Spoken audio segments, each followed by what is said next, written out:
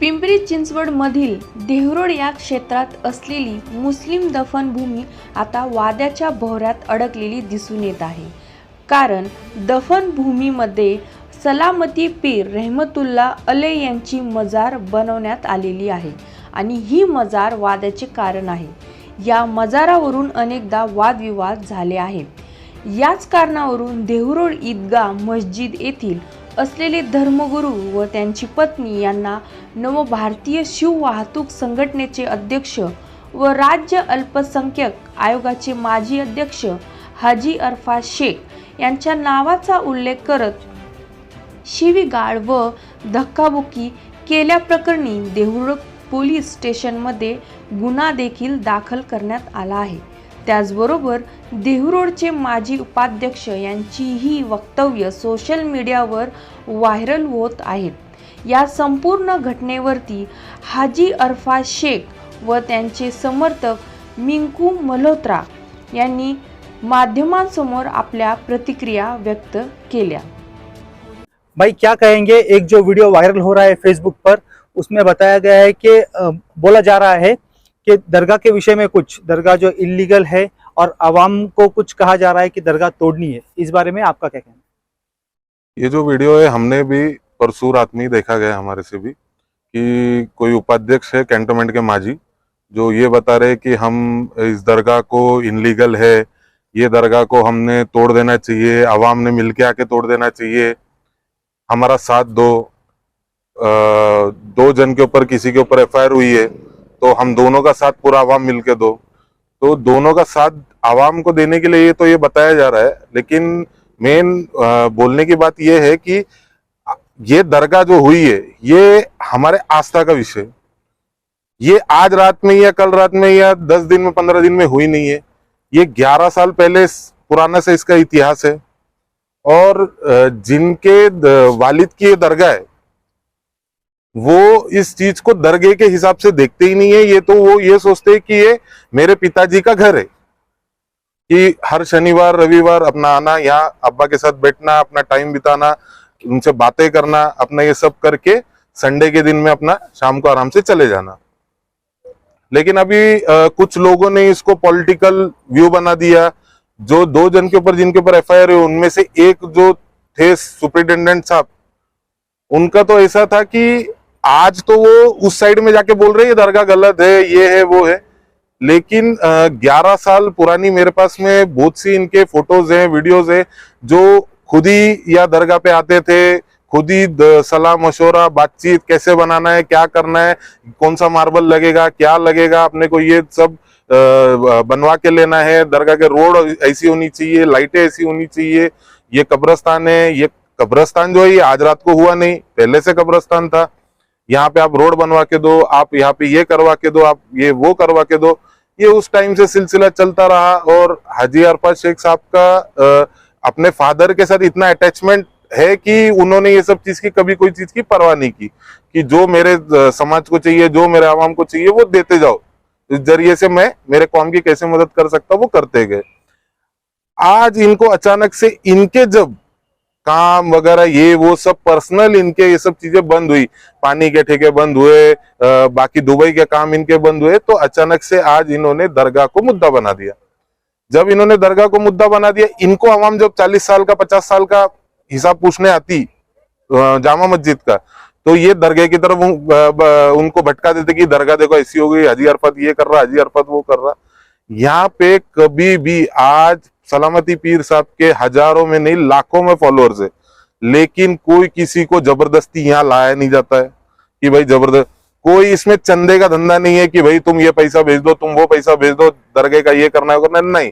जो भी है वो अपने तरफ से खुशी से हाजी अरफात शेख साहब अपनी ट्रस्ट से करते हैं कि अच्छा सिर्फ ये दरगाह का यही नहीं, जैसे कि आज रमजान में हो बेवाओं को उनका किट पहुंचाना हो, कोरोना में ट्रक भर भर के राशन पहुंचाना हो, हर चीज जो गुप्त तरीके से की जाती। जैसे आज मैं खुद एक सिख समाज से बिलोंग करता हूं और मैं गए 7 से 8 सालों से इस जगह से जुड़ा हूं, सलामती पीर साहब की दरगाह पे आता हूं, ये बैठते हैं, कुछ दो भी दुआएं सब यहाँ जल्दी से जल्दी मेरी कबूल होती, तो हम लोग आस्था के विषय से हम लोग यहाँ आए जाते हैं। लेकिन उन 7-8 सालों में ये पर्सनली मैंने खुद ने देखा गया है कि ये वायर का बंडल पूरा लाना है, इसके 5 लाख का ये बिल है, 10 लाख का वो बिल है, भाई ये देख लो, भाई वो देख लो। वो इंसान समाज के लिए जब चाहे जहां चाहे वो खड़ा रहता था। अच्छा, आवाम को तकलीफ है, आवाम को तकलीफ है, इनको तोड़ दो, ये कर दो, लेकिन इन सब में इनके बच्चे कभी नहीं आएंगे। इनके जब आवाम को बुलाने की बात आएंगी तो ये अपने बच्चों को दुबई भेज देंगे, सऊदी भेज देंगे, और लोगों के बच्चों को, गरीब बच्चों को भटका के उनको इस राह पे लाके उनका करियर खराब करेंगे कि इन पे केसेस लग जाएं, इन पे। ये आवाम का काम तो इन्होंने खराब किया है, आवाम को पूरे इन्होंने खराब किया है। जो उपाध्यक्ष साहब बताते, ये कैंटोनमेंट बोर्ड में माजी उपाध्यक्ष रह चुके हैं, ये बोलते सरकारी जमीन पे हम कब्जा नहीं होने देंगे।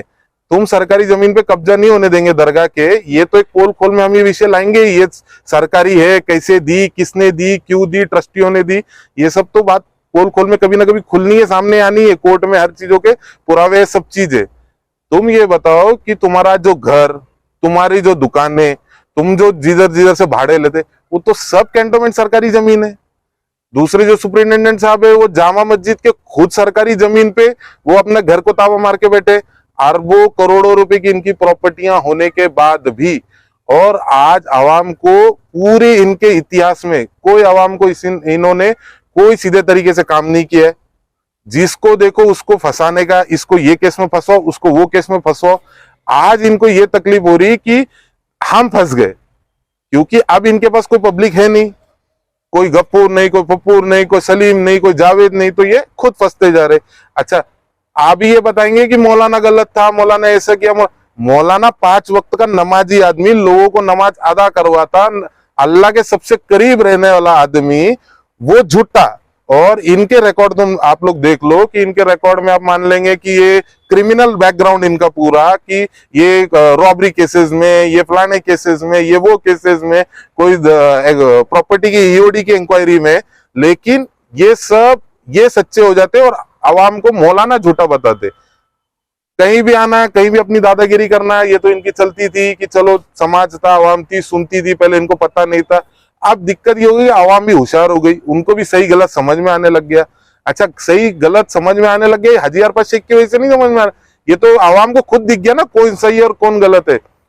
और यहाँ पे वो अगर अपने पिताजी की मोहब्बत में आता है, वो किस हाजी अरफत शेख देवरोड से मांगा क्या है, उसने लिया क्या है? उसने जहां तक वो आवाम के लिए खड़ा ही हुआ है। जहां पे उनको लगता है कि बच्चों की कॉलेज की फीस है, कि किसी को नौकरी लगवानी है, किसी को ये करना है, सरकार में बैठा हूं, जो है काम करवा के लो। मस्जिद में क्या चीज की कमी है, स्टैंडिंग एसी चाहिए, ये चाहिए, वो चाहिए। इन्होंने कुछ लिया नहीं है, हमेशा दिया है समाज को। अच्छा, मुझे एक सवाल पूछना है कि जैसे बोला जाता है कि भाई इस जमीन के लिए जो कमेटी थी, कमेटी से बाकायदा लिखा पड़ी हुई है, बाकायदा इसके पेपर बने हैं, और इस जमीन के बदौलत ये जो 1.25 गुंठा जगह शायद दिख रही है, 1.25 गुंठा जगह के बदौलत दुगनी यानी 2 गुंठा जगह शायद ये ईदगाह कमेटी को दी गई है। ये जो भी उस टाइम पे तय हुआ है, ये हाजी अरफत शेख और ट्रस्टी के साथ में जो भी इनका तय हुआ है। इसके बाद में ये सोचने वाली बात ये है कि हाजी अरफत शेख जो नाम है, ये चाहते तो पूरे महाराष्ट्र में अपने फादर साहब को कहीं भी ये करा सकते थे, लेकिन उनकी एक मोहब्बत उनके फादर की देवरोड से जुड़ी हुई थी कि चलो भाई देवरोड में करना है। इन्होंने, मेरे को आज भी वो दिन याद है जब इंतकाल हुआ बाबा का, तो ब्रिज कैंडी में होने के बाद में उन्होंने पूछा पहले खपोली की, खपोली में करना है क्योंकि पीर साहब के ये है जो खपोली में ही है, तो कि वहां करेंगे। तब उस टाइम पे यहाँ के ट्रस्टियों को जब कॉल किया गया, बात की गई, वो तो बहुत खुश कि हाँ भाई करना है, ऐसा करेंगे, आप आ जाओ। अच्छा, जब तय हुआ था तो सबसे नीचे वाली जमीन तय हुई थी कि वहां करेंगे, तो ये ट्रस्ट में से ही एक सुपरिटेंडेंट साहब थे कि बोले नहीं ये तो सामने होना चाहिए, जो भी यहाँ से गुजरेगा वो अब्बा को सलाम करते हुए जाना चाहिए।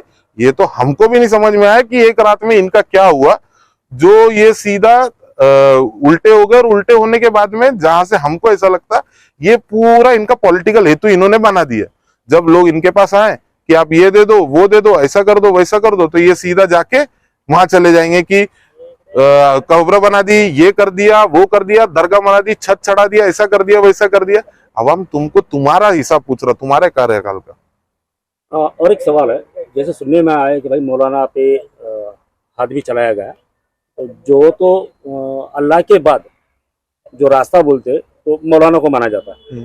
फिर भी इन लोगों ने या जो जिन लोगों ने तो उनके खिलाफ तो FIR हो गई। हाँ जी। तो FIR में जिन जिन लोगों के नाम थे क्या उनमें इनका भी नाम था जो फेसबुक पे अभी बोल हाँ जी, हाँ जी, ये दोनों का ही नाम है इनमें, और शायद एक और आदमी का नाम है इनमें से।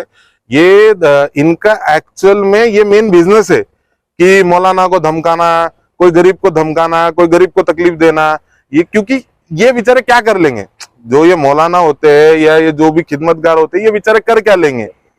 लेकिन इनको ये समझना चाहिए, ये दुनिया के पास जाके अपनी फरियाद कभी बताएंगे नहीं, लेकिन इन्होंने जिस दिन अपनी फरियाद अपने अल्लाह को बता दी, उनकी मार तो सबसे ज्यादा उनको ही पड़नी है। और ये जो देवरड़ आवाम देख रहा है, जो इतने बड़े बड़े पोस्ट में रह चुके हैं, आज वो एक माजी उपाध्यक्ष पोस्ट भोगा हुआ आदमी है, एक सुप्रिटेंडेंट भोगा हुआ आदमी है, और आज ये खुद ही FIR में नाम आ रहे हैं इनके। तो ये अल्लाह की मार है, इनको ये बहुत जल्दी और बहुत अच्छे से पढ़ने वाली है। क्योंकि मौलाना वगैरह जो भी ये सब चीजें कर रहे हैं, ये तो बेचारे किसी को कुछ बोल नहीं सकते। कहेंगे आज आप वक्फ बोर्ड के ट्रस्ट पे है जामा मस्जिद के, इससे पहले भी काफी सारी मामला पेश आए थे जामा मस्जिद में, उसके बारे में आपका क्या खुलासा? अस्सलाम वालेकुम, मेरा नाम है फरहद यूनुस अत्तार। मैं यहाँ पे जामा मस्जिद में एडॉक कमेटी जो वक्फ बोर्ड की तरफ से नियुक्त की गई है उसमें से एक सदस्य हूँ। हम कुछ छः सदस्यों की नियुक्ति हुई थी, उसमें से 7 की हुई थी, पर एक ने पहले राजीनामा दे के चले गए, तो उसके बाद में बचे हम 6 और वक्फ बोर्ड के एक अधिकारी हमारे साथ में होकर हमें इससे 7 लोग हो गए। तो वो 7 लोग अभी इधर कार्यरत थे। कार्यरत में से हमारे एक सदस्य ने अभी बीच में कुछ महीनों पहले राजीनामा दे दिया था, और अभी एक को निकाला गया कुछ 4 दिन पहले, क्योंकि उनकी हरकतों की वजह से मौलाना को डराना धमकाना उन्होंने भी चालू किया। जो जिस वजह से पहले की कमेटी बर्खास्त हुई, यही जो किस्सा करते थे कि पहले जो मौलाना रहते थे उनको, जैसा हमारे दोस्त ने बताए कि वो सुपरिटेंडेंट साहब जो अपनी हुकुमशाही चलाते थे उधर मस्जिद में, उनकी सत्ता उधर चली जाने की वजह से आज वो लोग बौखला गए। और उन लोगों की सत्ता जाने का कारण वही जो मौलाना, जो उलेमा, जो उस मस्जिद में लोगों को नमाज पढ़ाते थे, हक ईमान से पढ़ाते थे, आज उन लोगों को जो उन लोगों ने गालियां दम दाटे करके जो निकाला, आज उसका सिला उनको मिला है। और उन सब का सिला पूरा करने के लिए आज हमारे ईदगाह मस्जिद के मौलाना उनके खिलाफ खड़े, कि पहली बार किसी ने हिम्मत किया और बोला और कोर्ट तक पहुंच गया, तो उस चीज की हम सराहना करते हैं। तो आपने जो बताया डराते धमकाते थे, तो उसके पीछे कुछ वजह होगी, क्या वजह रहती? कि ये लोग जो उलेमा है हमारे इसके, वो लोग इस्लाम के हिसाब से चलते हैं, शरीयत के हिसाब से चलते हैं। उन लोग जो फैसले देते हैं वो उन लोग जो शरीयत जो बोलता है वही फैसले देते, और इनको चाहिए जो इनको मानने वाले हैं, इनके हिसाब से फैसले देंगे, वही लोग इन लोगों को चाहिए। अब ये लोग वैसा नहीं करते, तो उन लोग क्या करते, उनको डराते धमकाते, गालियां देते, उनके नल काट देते और फिर उनको भगा देते। जो उनका सुनता है वो लोग उधर टिक जाते हैं। सुने मतलब आपकी कमेटी की सुने या जो बदनाम है उनकी सुने? आवाम बहुत होशियार है, आवाम को ऐसा किसी को ऐसा अलग से बोलने की जरूरत नहीं है। यहाँ पर कितना भी बोल ले, जैसा वोटिंग में एक नेता बोलता कि मेरे को वोट दो, मेरे को वोट दो, पर आवाम वही करती अंदर जाके जो उनको अच्छा लगता। तो यहाँ भी हमको यकीनन विश्वास है कि आवाम वही चीज करेंगी जो उन लोगों को सही चीज पता है, जो उन लोगों को सही लगता है। उन लोगों को लगे बाकी के लोग कोई कुछ बोले उसमें कि आज ये यहाँ पे जबरदस्ती ताबा मारे, मतलब बाहर जाते इन लोग कुछ भी बताते किसी को भी, पर एक्चुअल में इनका बैकग्राउंड किसी को मालूम नहीं है कि ये लोग ने जगह दिए, देने वाले ये, करने वाले सब ये, पहले सलामी ठोकने वाले लोग ये इधर आके, और जब इनके काम नहीं बने तो विरोध करने वाले भी यही। हाँ, उस वीडियो में ऐसा भी एक कहा गया है कि वो कमिश्नर ऑफिस में इस दरगाह को तोड़ने के बारे में मोर्चा लेकर जाएंगे, इसके बारे में आपका क्या कहना है? वो कहते हैं कि भाई तोड़ने के लिए मोर्चा लेके जाएंगे, तो यहाँ पे जो हाजी भाई के अब्बा की जो मज़ार बनी है, तो ये हमारे आस्था का ये सवाल है। तो वो मोर्चा लेके जाएंगे तो हम लोग भी तो खामोश नहीं बैठे, हम लोग भी मोर्चा लेके जाएंगे। और ये इससे क्या होगा कि यहाँ का माहौल बिगाड़ने का ये लोग काम करेंगे। तो हम लोग को वो नहीं चाहिए, भाईचारे से जो काम होता है वो बैठ के बातचीत से हो जावे। और ये अगर ये दड़पनशाही ला के करना चाहेंगे तो तो ये हम लोग खामोश बैठेंगे नहीं, क्योंकि ये हमने जब ये मैंने खुद यहाँ पे मैं खुद था, मैं हाजी भाई का चाचा लगता हूँ, मैंने ये मेरे हाथों से बनाई हुआ मज़ार है, ये मेरे हाथों से। मैं 4 महीने यहाँ पे रात दिन सोकर मैंने और हमारा जो वॉचमैन था हबीब भाई शेख, वो गुजर गए। हम दोनों यहाँ पे खिदमत देते थे और रात भर यहाँ पे सोकर हम लोग ने वो किया है। इस पे हम लोग ने बहुत सारे लोगों की कुर्बानी लगी है। और ये हमारे पीर साहब है, इन्होंने हमारे पूरे घर को बैत दिलाया था, तो ये हमारे पीर साहब लगते हैं। तो रिश्ते की बात नहीं है, ये पीर साहब का, ये हमारे आस्थे का सवाल है। तो और दूसरा ये जो बता रहे कि भाई नेस्त नाबूद कर देंगे, दरगाह तोड़ देंगे, तो हाजी भाई ने ये आवाम के लिए यहाँ पे खर्चा कर रहे हैं। पूरा कब्रिस्तान को बनाने का काम उन्होंने 5 करोड़ यहाँ पे खर्चा करने का उनका टारगेट था, और पूरा ब्लूप्रिंट मेरे पास आज भी मौजूद है। और ये सब बना हुआ है, मेरे हाथों का बना हुआ है।